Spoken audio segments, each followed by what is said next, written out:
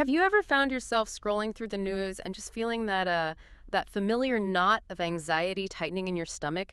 You know, one headline screams about AI taking over, another warns of irreversible climate change, and then there's just the constant chatter about social media eroding our minds. It can really feel like the world is teetering on the edge of some kind of collective freakout. Well, today, we're diving deep into exactly that feeling. We're talking about what we're calling mass scares, those fascinating, sometimes, well, terrifying periods when society collectively becomes anxious about a perceived threat. Our mission in this deep dive is to unpack the recurring patterns of these scares, what they truly reveal about us as a society, and crucially, how we can better navigate them in our own time. Our source material is this really captivating collection of historical analyses and contemporary insights into these anxieties. And you might just find that history doesn't repeat, but it certainly rhymes. Yeah, what's truly compelling here, I think, is how these scares aren't just about the issue itself. They really act as a kind of mirror, reflecting your deepest societal anxieties. By understanding their mechanics, we can maybe gain a critical perspective, one that moves us beyond just the immediate panic and towards more, informed action. That's a crucial point. So, okay, to kick us off, how do we define a mass scare? Like, what separates it from just everyday worry? Right. It's definitely more than just a fleeting concern. A mass scare signifies a sustained period of collective anxiety, usually over a perceived threat. And it's often tied to something new technology, maybe a big social change or some groundbreaking scientific discovery. And here's the kicker. They almost always blend very real risks with some, well, seriously exaggerated fears. Ultimately, they reveal as much about the era's underlying anxieties as they do about the actual issue at hand. Okay, so they're revealing. And they're not just a single isolated event, are they? I mean, from our sources, it seems like there's a kind of predictable journey these scares tend to take. Precisely. Yeah, they typically follow a pretty clear cycle. There's the emergence of the perceived threat, right? Then that's followed by widespread hype and fear, big headlines, lots of chatter. Then comes a period of societal adaptation and regulation, maybe new laws or norms. And eventually that leads to some form of normalization. It just becomes part of life. But what's even more compelling, I think, is how the nature of these scares has evolved over time. Yeah, it's incredible to trace that evolution. I mean, here's where it gets really interesting. Think about how we went from worrying about a physical machine, a loom or something, Yeah. to grappling with invisible algorithms. What does this evolutionary pattern tell us about humanity's changing relationship with power and, well, uncertainty? It shows us a really profound shift. Early scares, like during the Industrial Revolution and the Luddite movement, those focused on very tangible disruptions, things like jobs, livelihoods, stuff you could see and touch. Then, as we moved into the mid-20th century with things like nuclear technology and the rise of mass media, the fears shifted. They became more about existential survival and big questions of morality. Wow. So from tangible job loss to the very survival of humanity and like the corruption of our values, that's a massive leap. It really is. Then, in the late 20th century, you get events like Y2K, genetically modified organisms, the dot-com bubble, and the scares started highlighting our dependency on complex systems and the anxieties around unseen risks. It's less about the physical machine and more about, say, the hidden code or the subtle manipulation of life itself. Right. Things you couldn't necessarily point to. Exactly. And now, here we are in the 21st century. With social media, AI, climate change, the focus seems squarely on questions of identity, the nature of truth, who holds control, and this immense challenge of global coordination. How do we all get on the same page? The trend is clear, isn't it?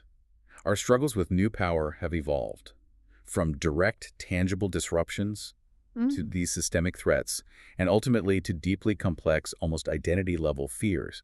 It's a journey from, smashing a loom to debating the ethics of consciousness in a machine. Which brings us perfectly to our first historical example, the Industrial Revolution and the Luddite movement. Try to imagine it, right? Living in a small village, late 1700s, maybe you're a skilled weaver, your craft is your pride, passed down generations. Then suddenly giant machines start appearing in factories. Smoke fills the air, cities swell up, and the old rhythms of life are just replaced with regimented factory hours. It must have truly felt like the world was accelerating beyond comprehension, leaving tradition in the dust. Yeah, this era is really the genesis of technological anxiety.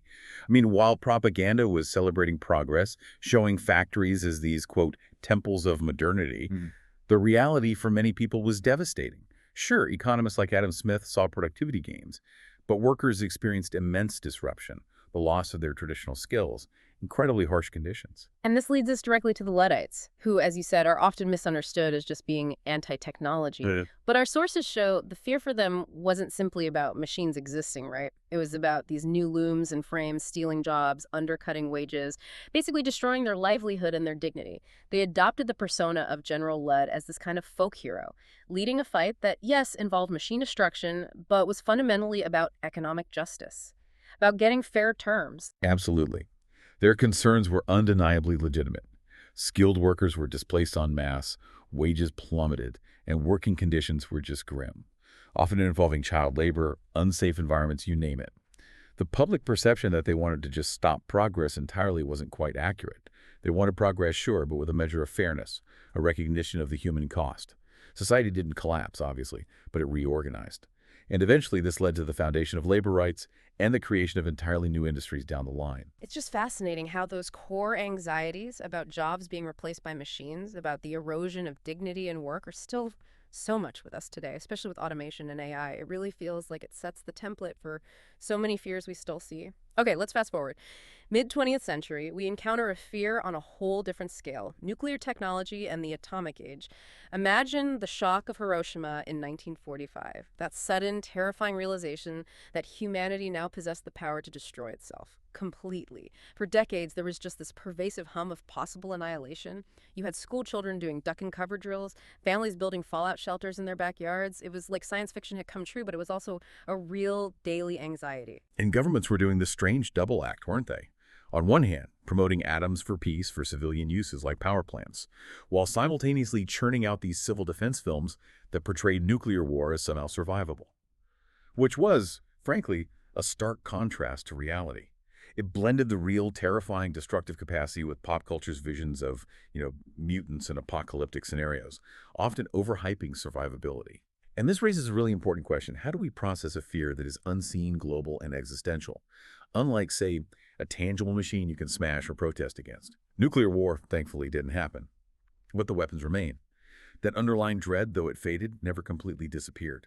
It reshaped geopolitics for generations. And then it seems like almost every decade brought its own new media panic, right? And they were always centered around corrupting the youth. Remember the arguments? In the 1950s, it was comic books rotting kids' brains, seduction of the innocent, all that.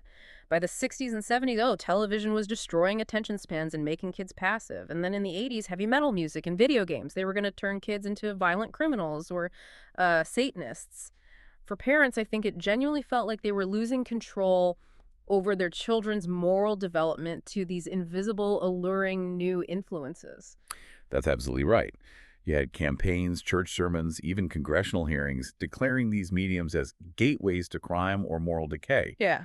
And while media does undeniably shape values and perspectives, I mean, of course it does, there was no clear evidence that any of these mediums actually created criminals or destroyed morality in the catastrophic way that was feared. Each new medium was demonized, fought over, and then eventually normalized as society adapted.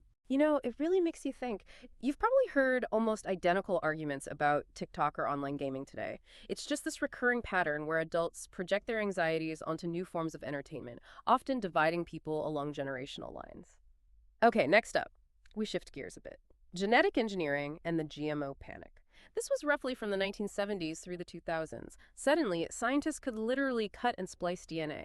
Headlines started talking about test tube babies, frankenfoods, designer life. For many people, it felt deeply unsettling. It blurred the line between nature and technology in a new way. It wasn't just machines replacing workers anymore. Now scientists were potentially reshaping the very building blocks of life itself. It tapped into that deep-seated fear of humans playing God. Right, and you had alarmist framing pushing terms like Frankenstein foods as a rallying cry, especially over in Europe. Meanwhile, corporations were promising that GMOs would solve world hunger. Big promises.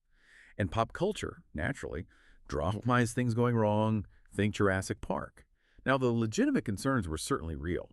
Things like unintended ecological consequences or profound ethical questions about cloning or human enhancement. Those are serious debates. But the idea that GMOs would immediately cause mutations in people or be inherently toxic just because they were modified, that was largely overhyped. This particular scare really highlights that tension between scientific possibility, corporate power, and our deep moral intuition. What feels right, what feels natural. It shows how society reacts not just to machines or media, but to the perceived reprogramming of life itself. And while GMOs became widespread, often proving beneficial in agriculture, those underlying moral questions and societal divides over what feels unnatural, they remain pretty potent. Okay, moving into the 90s and early 2000s, we had this cluster of digital uncertainty. The internet itself, the dot-com era, and of course Y2K. The internet felt like this Wild West frontier, super exciting, but also dangerous. You had fears about privacy loss, rampant online crime. Then came the dot-com boom, which was like this crazy gold rush where any company with dot-com in its name seemed to soar, only to, well, burst pretty spectacularly. And then the ultimate deadline-driven panic, Y2K, the year 2000 bug. The fear was that at midnight, January 2000, computers globally would just fail because of a two-digit year coding bug. Remember that, 99 becomes 00. People imagined apocalyptic scenarios, planes falling from the sky, banks erasing everyone's money, power grids going dark, survivalist industries boom, selling generators and canned goods. It was intense. And here's where we see that really powerful concept you mentioned, the paradox of prevention. Because when a catastrophe is averted through immense effort, it often makes the original threat seem overblown in hindsight. Many systems would absolutely have failed without fixes. But there was this vast, coordinated effort by engineers, governments, corporations all around the world, Why? and they prevented widespread disaster. Exactly. So when midnight hit and, well, nothing major happened, it seemed like a non-event. Oh, it was all hype. But the reality was that billions of dollars and just countless hours of boring, hard work behind the scenes averted a potential catastrophe. And that paradox makes it harder to appreciate those quiet victories, right? And it makes it harder to convince people about future warnings. Oh, they cried wolf last time. Okay, our next scare, climate change. This is a different beast, isn't it? A slow burn systemic risk, spanning from the 1970s, really, right up to the present. Early on, it was more of a distant scientific curiosity. By the 90s, it started feeling more personal, melting ice caps, extreme weather events. Now, it often feels like this ticking time bomb that's always present but never explodes all at once, which creates this constant hum of anxiety, particularly, I think, among younger generations. Yeah, and we've seen the whole spectrum of messaging. Alarmist save the earth messages on one side, contrasted with, frankly, well-funded denialist campaigns questioning the core science, often backed by industries with vested interest in the status quo. The legitimate concerns are undeniable rising temperatures, ecosystem collapse, are documented realities. We see them.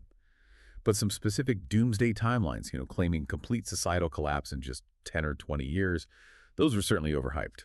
The planet itself will survive, but it's human systems and livelihoods that are profoundly at risk. And this raises another important question. How do we as humans grapple with a threat that unfolds so gradually? It's like that boiling frog effect, right? It's not a sudden, dramatic event like an asteroid hitting. It reveals our difficulty with long-term, slow-moving crises and how societies can kind of normalize even existential risks through polarization and contested narratives. And that brings us right up to today. Artificial intelligence. The current scare that truly feels like the ultimate convergence of everything we've just talked about. It feels less like physical machines this time, and more like these invisible, omnipresent algorithms that are starting to replace us not just in factories, but in the office, in media, even in creative roles. It's uniquely charged, I think, because it brings together so many elements of past scares we discussed. AI combines that automation anxiety of the Luddites with the existential dread that reminds you of the nuclear age and the mass media and information overload panics all rolled into one. Yeah, it's like all our past scares got together and had a baby, the super scare, isn't it? Yeah. It generates these utopian promises of augmenting human capability, making life better, alongside these deeply dystopian warnings of job collapse, rampant misinformation, loss of control, and even, existential threats to humanity itself. Yeah. Okay, so we've journeyed through these historical scares. Let's try and pull out some common patterns now. What does it feel like during these scares versus what actually tends to happen? That felt experience seems to involve, first, velocity shock, that dizzying feeling that change is just happening way faster than we can possibly adapt. Too much, too soon. Definitely. And then there's opacity, where the systems involved become so complex and visible, you just can't see the cause and effect. It's like a black box you can't open. You don't know what's inside. Add to that status threat, which is the fear of losing your identity, your skills, your livelihood, or even the moral order you're used to. And finally, there's often this tails risk fixation, where public attention just magnetizes to the absolute worst-case outlier scenarios, nuclear winter, frankenfoods destroying us, a rogue AI taking over the world, the extreme end. But the typical reality looking back is almost always more nuanced than those extreme fears suggest, isn't it? Precisely. Yeah, we usually see mixed outcomes. It's rarely a binary of total collapse or total utopia. It's messier. Yeah. There's often an adaptation lag, sure, but then normalization happens as regulations and new social norms eventually catch up. We also see uneven impact. The harms often concentrate in certain groups or regions, while the benefits might diffuse more broadly, or vice versa. And crucially, we see these second-order effects, those often hidden ripple effects that can sometimes be more significant in the long run than the initial concern. Things that lead to structural shifts like, well, the rise of things we now call surveillance capitalism, or the extreme labor polarization we see today. Those weren't the initial fear, but they emerged. So, okay, how do we distinguish between legitimate concern and just pure overhype? How do we build that mental BS filter for the next scary headline that inevitably comes our way? That's the million-dollar question, right? Well, we can look for certain green flag signs that suggest legitimate concern. These include things like specific failure modes with testable mechanisms. Like with Y2K, you could test the date handling. With AI, you can test for jailbreaks. It's specific. You also look for independent and converging evidence from multiple credible sources, not just one hyped study. And pay attention to asymmetric or irreversible risks, things like nuclear exchange or major biosafety failures where the downside is just catastrophic, even if the probability is low. Also, clear externalities where the costs are borne by people who didn't create the risk and situations where feasible mitigations are known but aren't being adopted.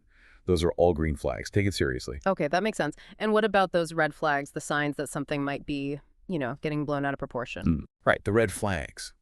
Well, be wary of vague, totalizing claims, like X technology will end humanity, without offering a clear step-by-step mechanism for how that disaster actually unfolds. You'll often see moving goalposts, where no amount of evidence is ever enough to prove safety. Or single-study sensationalism, one preliminary finding gets blown way out of proportion by the media.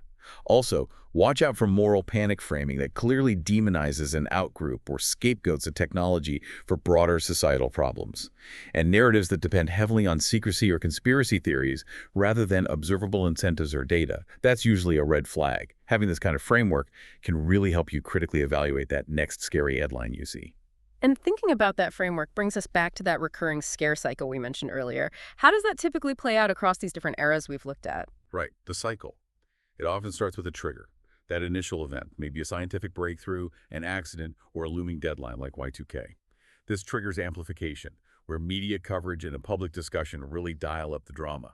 You get both proponents forecasting utopia and skeptics forecasting doom. Very dramatic. Then goes politicization, where different groups inevitably take sides, and the issue becomes a political football, a battleground for competing interests and values. This is often followed by professionalization. That's when the experts, the standards bodies, the regulators step in to try and analyze and address the perceived threat in a more structured way. Eventually, hopefully, we reach normalization, where the risk is either managed or understood better, and it just becomes part of the background noise of society. And critically, there's path dependence. Those early decisions and interventions made during the hype phase can really lock in long-term directions for how we deal with the technology or the social change. Hard to undo later. So by recognizing this cycle, can we actually intervene more effectively? Can we manage these scares without just swinging wildly between hysteria and complacency? That's the hope, isn't it? Yeah. The goal is to avoid both extremes, the herd panic on one side and the naive techno-optimism or dismissal on the other. Understanding the cycle gives us a kind of roadmap. It helps us anticipate the stages and maybe steer things more constructively. One of the most important lessons we touched on, and it seems really relevant here, is that paradox of prevention. And this brings us back to that crucial insight we saw with Y2K. It's not just a historical footnote, is it? It actively shapes our response to today's threats. It makes it harder to appreciate those quiet victories. Absolutely. So many scares that seem overblown in hindsight. Y2K is the classic example. But even things like fixing the ozone layer depletion, they look anticlimactic precisely because effective action was taken. Often costly, often invisible, behind-the-scenes work. Prevention often erases its own evidence, which makes future warnings harder to take seriously. It creates this constant struggle to maintain vigilance when success looks like nothing happened. So to navigate this really complex landscape, what mental models can we equip ourselves with? What are some practical tools for our individual and collective thinking? Okay, a few things. First, try thinking of risk as likelihood multiplied by impact multiplied by irreversibility. This helps us prioritize our limited attention and resources towards those high-impact, potentially irreversible risks, even if their exact likelihood is uncertain. Think nuclear safety, some AI risks, major climate tipping points. Second, focus on systems over villains. Try to diagnose the underlying incentives, the feedback loops, the infrastructure issues, rather than just blaming specific bad actors or the machine itself. What structures are creating the problem? And third, maybe use a timescale split. Address the immediate concrete mitigations we can do right now, while also working on the longer-term structural reforms that tackle the root causes of the anxiety or the risk. Both are needed. And for us, just as individuals navigating the news cycle feeling that anxiety, what's a practical playbook? For individuals, I think building that BS filter we talked about is key. Always ask, what's the actual mechanism being proposed? What's the quality of the evidence? Who benefits from pushing this particular narrative? Diversify your information diet. Step outside your usual echo chambers, and maybe consider channeling any anticipatory grief or fear you feel into some form of constructive civic action, however small. It helps combat feelings of helplessness. And for those who are actually designing new technologies or shaping policy, what's a really critical lesson from history here? Critically, I think it's about co-designing with the affected. Remember the Luddites? They weren't simply anti-tech. They wanted fair terms. They wanted dignity. We need to actively involve workers, communities, the people most likely to be impacted, directly in the design and deployment loop for new technologies. The goal should be shared prosperity and social good, not just innovation for its own sake. Ultimately, the goal isn't to eliminate fear entirely. Fear can be a useful signal, but we need to bridge it with agency, because fear without agency just leads to paralysis or lashing out. And agency without a healthy respect for risk leads to recklessness. The healthiest approach is probably a productive tension, enough concern to mobilize constructive action, and enough perspective to avoid despair or nihilism. Wow. Okay, so we've journeyed through centuries of mass scares, from the industrial loom right up to the invisible algorithm. We've seen how they evolve, how they reflect our deepest collective anxieties, and how these common patterns seem to emerge again and again. Yeah, ultimately, these mass scares aren't just about the technology or the specific change itself. They are fundamentally about us. They're about our psychology, our politics, our social inequities, and our ability, or sometimes our inability, to adapt effectively. They remind us that fear can be both a vital warning signal, something we should listen to, and also a deeply distorting mirror, reflecting our own biases and anxieties back at us. So as you go about your week, maybe consider this. What current scare are you observing right now in the headlines and conversations? And how can you apply some of the lessons from history we've talked about? How can you move beyond just panic or maybe beyond dismissal to turn that fear into constructive, thoughtful, collective action? Lots to think about. Keep observing, keep thinking, and keep digging deeper.